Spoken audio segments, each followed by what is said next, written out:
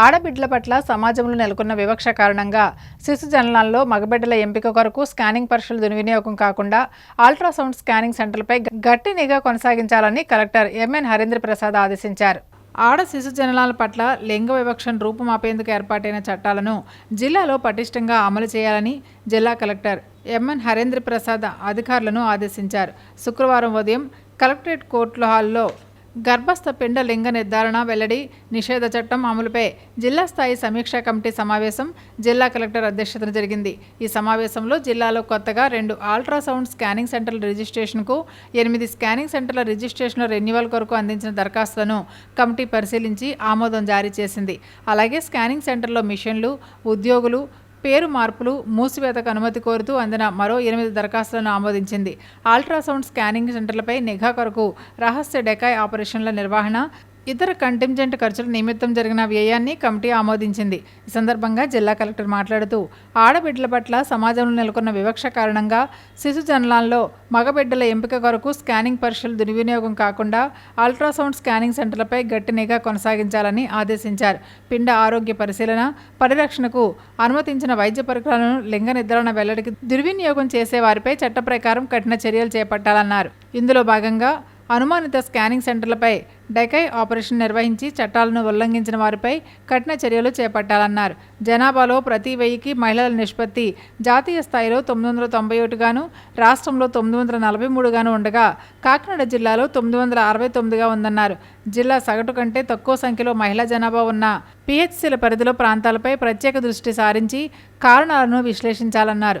లింగ సమతుల్యం ఆవశ్యకత, లింగ వివక్షత నివారణ చట్టాలపై ప్రజల్లో అవగాహన పెంపొందించి సామాజిక దృక్పథంలో మార్పులు తేవాలని తెలిపారు.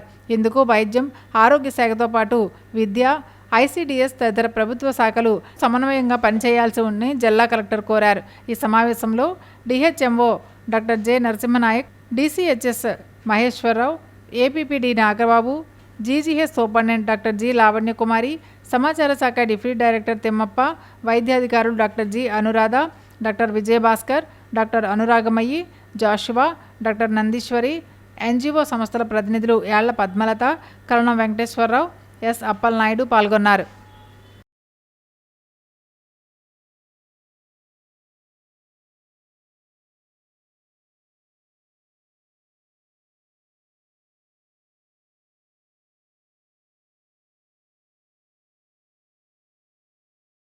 చారిత్రాత్మకం మహిళా రిజర్వేషన్ బిల్లు దేశ చరిత్రలో సువర్ణ అక్షరాలతో లిఖించదగ్గ రోజని మాజీ ఎంపీ, వైసీపీ జాతీయ అధికార ప్రతినిధి మార్గాని భరత్రామ్ అన్నారు. మహిళలకు చట్టసభల్లో 33% రిజర్వేషన్ కల్పిస్తూ కేంద్ర ప్రభుత్వం మహిళా రిజర్వేషన్ బిల్లును తీసుకురావడం దేశంలో చారిత్రాత్మకమని, సువర్ణ అక్షరాలతో లిఖించదగిన రోజని రాజమహేంద్రవరం పార్లమెంటు మాజీ సభ్యులు, వైఎస్ఆర్ కాంగ్రెస్ పార్టీ జాతీయ అధికార ప్రతినిధి మార్గాని భరత్రామ్ అన్నారు. స్థానిక మార్గాని ఎస్టేట్లోని సిటీ వైఎస్ఆర్ కాంగ్రెస్ పార్టీ కార్యాలయంలో శుక్రవారం ఏర్పాటు చేసిన విలేకరుల సమావేశంలో భరత్రామ్ మాట్లాడుతూ మహిళా రిజర్వేషన్ బిల్లు పార్లమెంటు ముందుకు 2023లోనే వచ్చిందన్నారు. మహిళా రిజర్వేషన్ బిల్లు చట్టం కానున్న దశలో మహిళా అక్కా చెల్లెమ్మలు అందరికీ శుభాకాంక్షలు తెలిపారు. మహిళలకు చట్టసభల్లో 33% రిజర్వేషన్లు కల్పిస్తూ బిల్లు తీసుకురావడాన్ని వైసీపీ అధినేత జగన్మోహన్ రెడ్డి గతంలోనే స్వాగతించారని తెలిపారు. జగన్మోహన్ రెడ్డి మహిళా పక్షపాతి అని, మహిళల అభ్యున్నతి కొరకు జగన్ పాలనలో అనేక పథకాలను అమలు చేసి వేలాది కోట్ల రూపాయలను మహిళల ఖాతాల్లో వేశారని తెలిపారు. 33 లక్షల మంది మహిళలకు ఇళ్ల స్థలాలు అందించడమే కాకుండా ఇల్లు కట్టించే ప్రయత్నం చేశారన్నారు. వైఎస్ఆర్ చేయూత ద్వారా 45 ఏళ్లు దాటిన మహిళలకు ప్రతి ఏటా 18,750 రూపాయలు మహిళల ఖాతాల్లో వేశారన్నారు. ఈ పథకం ద్వారా 50 లక్షల మంది మహిళలు లబ్ధి పొందారన్నారు. డ్వాక్రా రుణాల మాఫీ, సున్నా వడ్డీ రుణాలు, అమ్మ ఒడి వంటి పథకాల ద్వారా వేలాది కోట్ల రూపాయలను మహిళల బ్యాంక్ ఖాతాలకు జమ చేశారని గుర్తు చేశారు. టీడీపీ ప్రభుత్వం వచ్చి 2 ఏళ్లు గడుస్తున్నా మహిళలకు చేసింది ఏమీ లేదన్నారు. తల్లికి వందనం పేరు చెప్పి బీసీ, ఎస్సీ, ఎస్టీలకు కోత పెట్టి వారి ఖాతాల్లో 7,000, 9,000 మాత్రమే వేశారని ఆరోపించారు. ఈ పథకాన్ని 1 ఏడాది పూర్తిగా ఎత్తేశారన్నారు. టిట్కో ఇళ్లను 2 ఏళ్లలో పూర్తి చేయలేదన్నారు. బొమ్మూరు ఫ్లైఓవర్ బ్రిడ్జి రద్దు చేశారన్నారు. ఇప్పుడు నిర్మిస్తున్న దివాన్ చెరువు ఫ్లైఓవర్ నిర్మాణం మా ఘనతే అన్నారు. మారంపూడి ఫ్లైఓవర్ బ్రిడ్జి వద్ద పెద్ద ఫ్లెక్సీలు పెట్టుకోవడం తప్ప సర్వీస్ రోడ్డు వేయించలేకపోతున్నారన్నారు. రివర్ ఫ్రంట్కు 80 28 కోట్లు, ఎయిర్పోర్టుకు 340 కోట్లు నిధులు తీసుకువచ్చింది తామేనని చెప్పుకొచ్చారు. యువతకు ఉపాధి కల్పించే లక్ష్యంతో ఈ నెల 18వ తేదీ శనివారం స్థానిక మార్గాని ఎస్టేట్లో జాబ్ మేళా నిర్వహిస్తున్నట్లు మాజీ ఎంపీ భరత్రామ్ తెలిపారు. గత జనవరిలో మంజీర హోటల్లో మెగా జాబ్ మేళా నిర్వహించి వేలాది మంది నిరుద్యోగులకు ఉపాధి అవకాశాలు కల్పించామన్నారు. నిరుద్యోగ రహిత రాజమండ్రి నా లక్ష్యమని ఆ దిశగా అడుగులు వేస్తున్నామన్నారు. శనివారం నిర్వహించే జాబ్ మేళాలకు బ్యాంకింగ్, ఐటీ, ఉత్పత్తి రంగాలకు చెందిన కంపెనీలు హాజరవుతాయన్నారు. రాజమహేంద్రవరం పార్లమెంటు పరిధిలోని నిరుద్యోగులు హాజరయ్యి జాబ్ మేళాలను సద్వినియోగం చేసుకోవాలని కోరారు. విలేకరుల సమావేశంలో వైసీపీ రాష్ట్ర కార్యదర్శి వాసంశెట్టి గంగాధర్రావు, నాయకులు దాసి వెంకట్రావు, పోలు విజయలక్ష్మి, సంకిస భవానీప్రియ, మార్తి లక్ష్మి, మార్తి నాగేశ్వరరావు, తిరగటి దుర్గా, గారా చంటిబాబు తదితరులు పాల్గొన్నారు. మార్గాని భరత్ జాబ్ సెంటర్ అనే ఒక నామకరణంతో ఈ యొక్క జాబ్ సెంటర్ని తీసుకొచ్చి ప్రతి జాబ్ మేళాకి కొన్ని వందల ఉద్యోగాలు ఇప్పించాలి. నాకున్న పరిచయాలతో ఈ ఎంఎన్సి కంపెనీస్ని అందరినీ కూడా రిక్వెస్ట్ చేసి వాళ్ళ హెచ్ఆర్లను తీసుకొని వచ్చి ఒక జాబ్ సెంటర్ని క్రియేట్ చేయాలనే ఒక ఉద్దేశంతో రేపు ఉదయము ఆ యొక్క జాబ్ మేళా కూడా ప్రారంభం కానుంది. రాజమహేంద్రవరంతో పాటు చుట్టుపక్కల గ్రామాలు, అదేవిధంగా రాజమండ్రి పార్లమెంట్ పరిధిలో ఉన్న నిరుద్యోగ యువతంతా కూడా ఈ యొక్క సదవకాశాన్ని ఉపయోగించుకోవాల్సిందిగా మరి కోరుతా ఉన్నా. రేపు వచ్చే కంపెనీస్ కూడా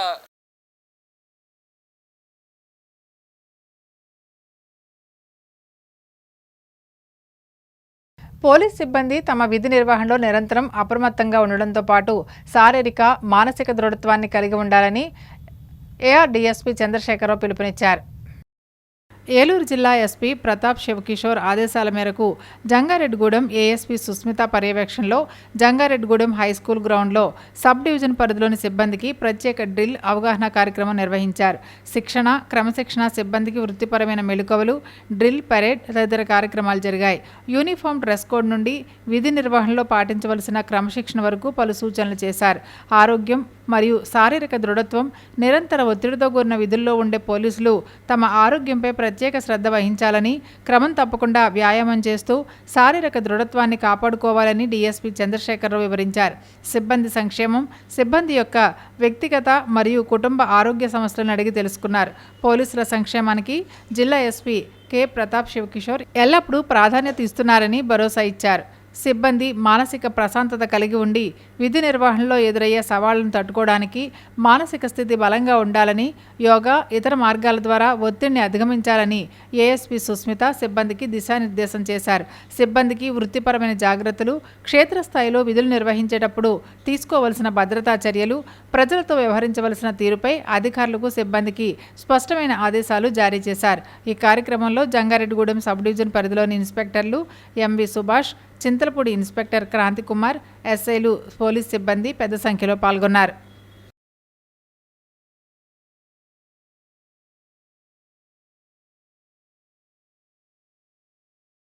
పోలవరం జిల్లాలో మరోసారి డ్రగ్స్ మాఫియా కదలికలు బయటపడ్డాయి. రంపచోడవరం పరిధిలో గంగవరం మండలం వద్ద పోలీసులు 120 కేజీల గంజాయిని స్వాధీనం చేసుకున్నారు. గంగవరం సమీపంలోని హైవే ప్రక్కన నెమలి చెట్టు వద్ద కట్టుదిట్టమైన తనిఖీలు నిర్వహించిన పోలీసులు సుమారు 60 లక్షల విలువైన 120 కేజీల గంజాయిని స్వాధీనం చేసుకున్నారు. ఈ ఘటనలో మహారాష్ట్రకు చెందిన 4, ఆంధ్రప్రదేశ్కు చెందిన 1 సహా మొత్తం 5 నిందితులను పోలీసులు అదుపులోకి తీసుకున్నారు. ఇతర రాష్ట్రాలకు అక్రమంగా గంజాయి తరలించే ప్రయత్నంలో ఉన్న సమయంలో ఈ దాడి చేపట్టినట్టు తెలుస్తుంది. అదే సమయంలో నిందితులు ఉపయోగించిన 2 కార్లు, 5 సెల్ ఫోన్లను కూడా పోలీసులు స్వాధీనం చేసుకున్నారు. పై అధికారుల ఆదేశాల మేరకు గంగవరం పోలీసులు హైవే ప్రాంతంలో కట్టుదిట్టమైన పహారా కొనసాగిస్తున్నట్లు తెలిపారు. డ్రగ్స్ అక్రమ రవాణాపై ఎలాంటి రాజీ ఉండదని స్పష్టం చేశారు. అలాగే ఆ కారులో 120 కేజీల గంజాయి, సుమారు 60 లక్షల విలువైన గంజాయిని సీజ్ చేయడం జరిగింది. ఈ గంజాయి ఒరిస్సా రాష్ట్రంలోని చిత్రకొండ నుంచి మహారాష్ట్రకి తరలించే క్రమంలో మేము పట్టుకొని దీని మీద కేసు కట్టి దర్యాప్తు చేయడం జరుగుతుంది. మాకు మొత్తం 5 ముద్దాయిలు పట్టుకోవడం జరిగింది. 5లో 4 మహారాష్ట్రకు చెందిన వాళ్ళు, 1 ఆంధ్రప్రదేశ్కి చెందిన వాళ్ళు. కోనసీమ తిరుమల వాడపల్లి శ్రీ వెంకటేశ్వర స్వామి ఆలయంలో నిత్య కళ్యాణానికి అధిక సంఖ్యలో భక్తులు తరలివస్తున్నారు. కోనసీమ తిరుమల వాడపల్లి శ్రీ వెంకటేశ్వర స్వామి ఆలయంలో ప్రత్యేక పూజలు చేస్తున్నారు. వివిధ ప్రాంతాల నుంచి ప్రతిరోజు భక్తులు అధిక సంఖ్యలో వచ్చి స్వామివారిని దర్శించుకున్నారు. ఈ నెల 18వ తేదీ శనివారం నుండి 22వ తేదీ బుధవారం వరకు శ్రీ స్వామివారి దేవాలయంలో రామానుజాల్వార్ తిరునక్షత్రం పూజా కార్యక్రమాలు నిర్వహిస్తారు. రావులపాలెం మండలం పొడగట్లపల్లి వాస్తవ్యులు కొంచనాపల్లి వీర వెంకట సూర్యనారాయణ, బంగారు లక్ష్మి దంపతులు, వారి కుటుంబ సభ్యులు 81,116 రూపాయలు శ్రీ వెంకటేశ్వర స్వామివారినిచ్చే అన్నప్రసాద వితరణ కార్యక్రమానికి విరాళంగా సమర్పించారు.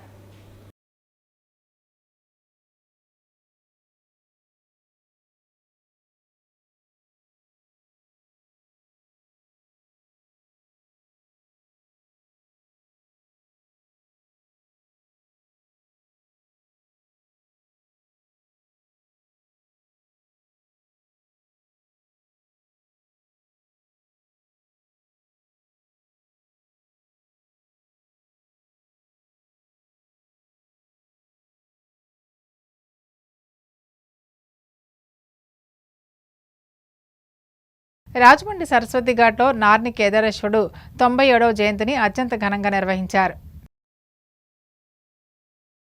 గోదావరి గట్టున గల శ్రీ జ్ఞాన సరస్వతి పీఠం ప్రాంగణం సరస్వతి ఘాట్లో నార్ని కేదారేశ్వరుడు 97వ జయంతిని దేశిరెడ్డి బలరామనాయుడు ఆధ్వర్యంలో నిర్వహించారు.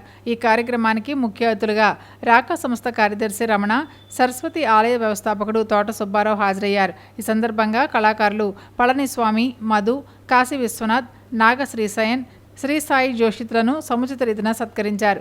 తొలుత నార్ని కేదారేశ్వరుడు చిత్రపటానికి పుష్పాంజలి ఘటించి ఘనంగా నివాళులర్పించారు. ఈ సందర్భంగా వక్తలు మాట్లాడుతూ రాజమహేంద్రవనగరం కళలకు కాణాజీగా పేరుగాంచడం వెనుక నార్ని కేదారేశ్వరుడి కృషే ప్రధాన కారణమని అన్నారు.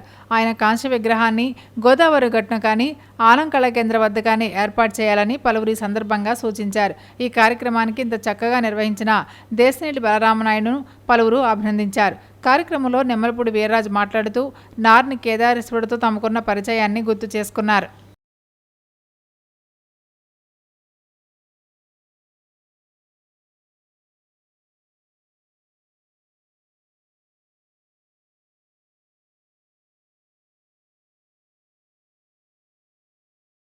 రాంపచోడవరం హెడ్ క్వార్టర్లో జనావాసాల మధ్య మద్యం దుకాణం వద్దని స్థానికులు ప్రభుత్వానికి విజ్ఞప్తి చేస్తున్నారు. అధికారులు స్పందించి చర్యలు తీసుకోవాలని డిమాండ్ చేస్తున్నారు. గుడికి, బడికి, గ్రామానికి దూరంగా ఊరు చివర ఉండవలసిన మద్యం షాపులు ఊరు మధ్యలో వెలుస్తున్నాయని పలువురు ఆవేదన వ్యక్తం చేస్తున్నారు. పోలవరం జిల్లా రంపచోడవరం హెడ్ క్వార్టర్లోనే మద్య దుకాణం ఇబ్బందిగా మారిందని పరిసర ప్రాంతవాసులు వాపోతున్నారు. ప్రతిరోజు మద్యం సేవించి పరిసర ప్రాంతాలను అపరిశుభ్రం చేస్తున్నారని విచారం వ్యక్తం చేస్తున్నారు. వీధుల్లోనే మూత్ర విసర్జన చేస్తుండటంతో అనారోగ్యకరమైన వాతావరణం కనిపిస్తుందని మండిపడుతున్నారు. షాపు నిర్వాహకులకు పలుమార్లు ఫిర్యాదు చేసినా ఎలాంటి చర్యలు తీసుకోలేదని స్థానికులు చెబుతున్నారు. ఈ ఘటనపై మహిళా సంఘాలు కూడా తీవ్రంగా స్పందిస్తూ ప్రభుత్వాలు మారినా మద్యపానంపై నియంత్రణలో మార్పు కనిపించడం లేదని విమర్శిస్తున్నారు.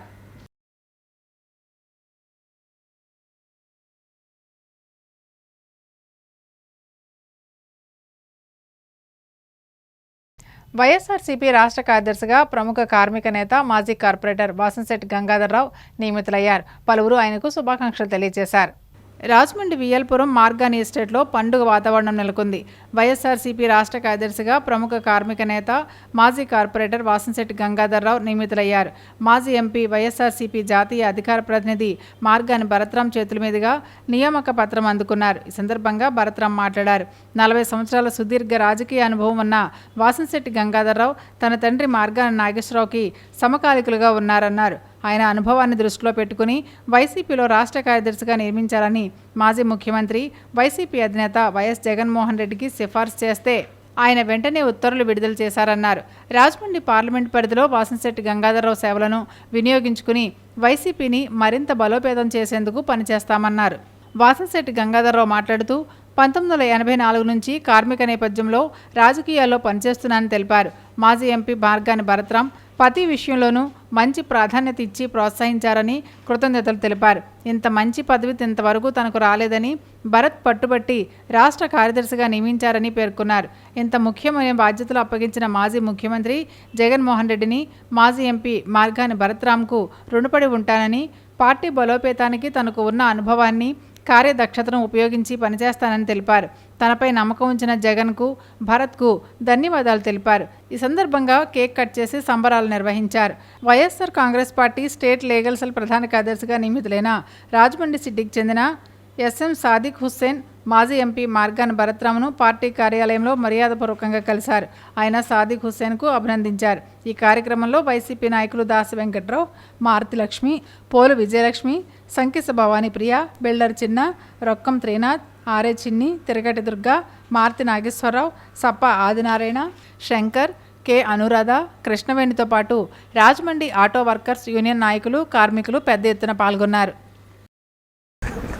సుదీర్ఘ 40 years సుదీర్ఘ రాజకీయ చరిత్ర, రాజకీయ నేపథ్యం ఉన్న మా నాన్నగారి సమకాలికులు మన వాసంశెట్టి గంగాధర్ గారికి వైఎస్ఆర్ కాంగ్రెస్ పార్టీ గుర్తించి, జగనన్న గుర్తించి రాష్ట్ర కార్యదర్శిగా మరి ఉత్తర్వులు ఇవ్వడం జరిగింది. ఆయనకి మనస్ఫూర్తిగా అభినందనలు తెలియపరుస్తూ ఇవాళ పూర్తి స్థాయిలో వారికి భరత్ గారి సారథ్యంలో పూర్తి స్థాయి అండగా ఉంటారని మాత్రం ఖచ్చితంగా చెప్పగలను. ఎందుకంటే అర్ధరాత్రి అయినా అపరాత్రి అయినా ఫోన్ చేస్తే వెంటనే ఇమీడియట్లీ రెస్పాండ్ అయ్యేటువంటి మనస్తత్వం ఇవాళ భరతరామ్ గారికి ఉంది. ఇవాళ అనేకమైనటువంటి సమస్యలను పరిష్కరించినటువంటి నేపథ్యంలో, రాజమండ్రి రూపురేఖలు మార్చినటువంటి నేపథ్యంలో పార్టీ పట్ల అంకిత బాగుంది, అలాగే కార్యకర్తల పట్ల కూడా అంకిత భావంతో పనిచేస్తున్నటువంటి మార్గాన్ గారి, భరతరామ్ గారి సారథ్యంలో పూర్తి స్థాయిలో కార్యకర్తలందరికీ కూడా అందుబాటులో ఉంటారని మాత్రం.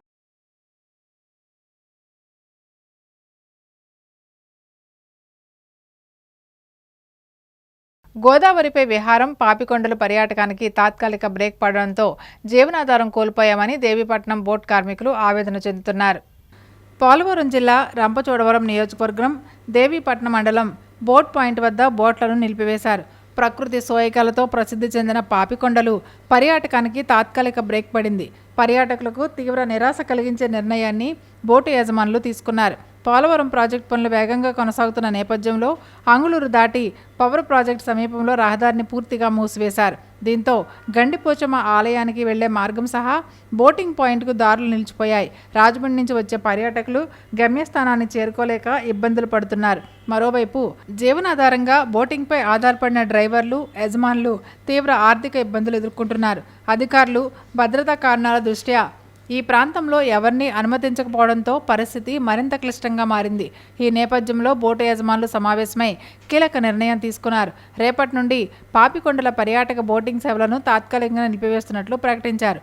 పరిస్థితులు సాధారణ స్థితికి వచ్చిన తర్వాత మాత్రమే సేవలు పునఃప్రారంభం చేసే అవకాశం ఉందని బోటు యజమానులు చెబుతున్నారు.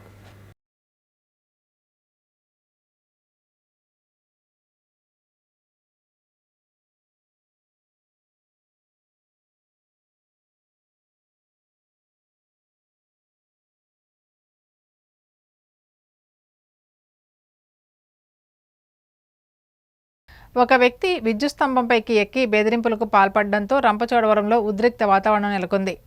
పోలవరం జిల్లా రంపచోడవరం గ్రామంలో ఉద్రిక్త పరిస్థితులు చోటు చేసుకున్నాయి. మసీద్ సెంటర్ సమీపంలో ఒక యువకుడు విద్యుత్ స్తంభంపైకి ఎక్కి సుమారు 2 గంటల పాటు హంగామా సృష్టించాడు.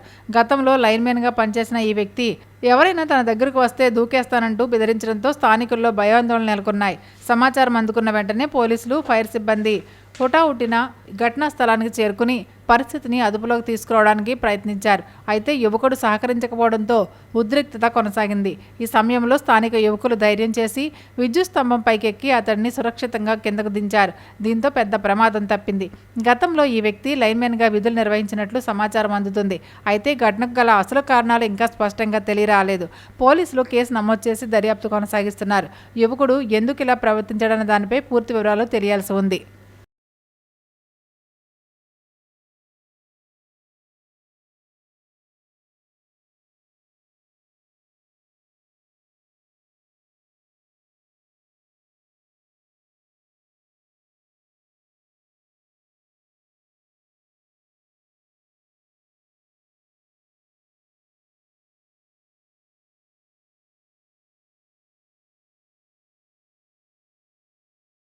రాజమండ్రి మారంపూడి గ్రామదేవత పోలేరమ్మ అమ్మవారి ఆలయం వద్ద భక్తులకు అన్నదానం చేశారు. మారంపూడి గ్రామదేవత శ్రీ పోలేరమ్మ అమ్మవారి 12వ జాతర మహోత్సవాలు ముగింపు సందర్భంగా శుక్రవారం సుమారు 10,000 మంది భక్తులకు భారీ ఎత్తున అన్న సమారాధన కార్యక్రమాన్ని నిర్వహించారు.